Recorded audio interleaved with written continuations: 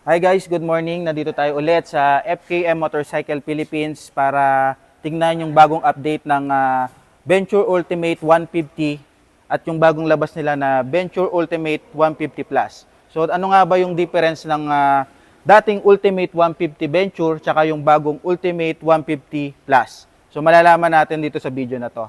Let's go guys!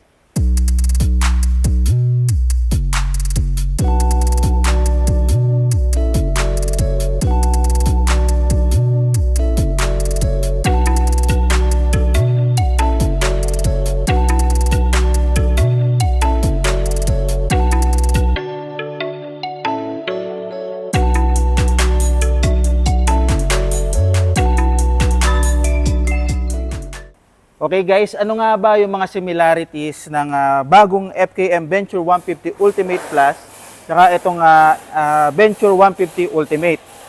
So unang-una sa TFT panel, same lang sila ng TFT panel. And then para silang equipped ng ABS front and back. And then meron din siya ditong camera. Camera same lang din pati sa likod. And then fuel tank capacity pares lang na 9.3 liters. Yung size ng gulong, parehas. Tapos meron na rin siyang ditong bracket na nakalagay na rin, ready for top box na. Parehas lang, halos parehas lang. So, ano nga ba ang pinagkaiba ng bagong Ultimate sa dating Ultimate? So, papakita ko sa inyo kung ano yung difference. So, dito sa dating Ultimate version, makikita nyo, naka-mags. Equipped din ito ng air pressure monitoring. So makikita nyo sa dash panel nyo kung gaano nakatigas o kalambot yung gulong nyo. So itong dating Ultimate, makikita nyo nakamag siya, no? Front and back. So ang size ng gulong nito, 110 by 80 by 14 sa harap. At dito sa likod, nakamags na rin siya guys. And then ang sukat ng gulong nito sa likod ay 130 by 70 by 13.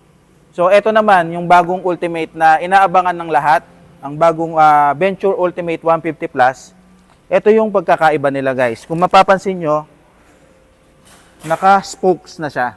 Unlike dun sa lumang version, naka-mags lang siya. Kung makikita nyo, guys, may spoke siya. Tapos, ito yung rim niya.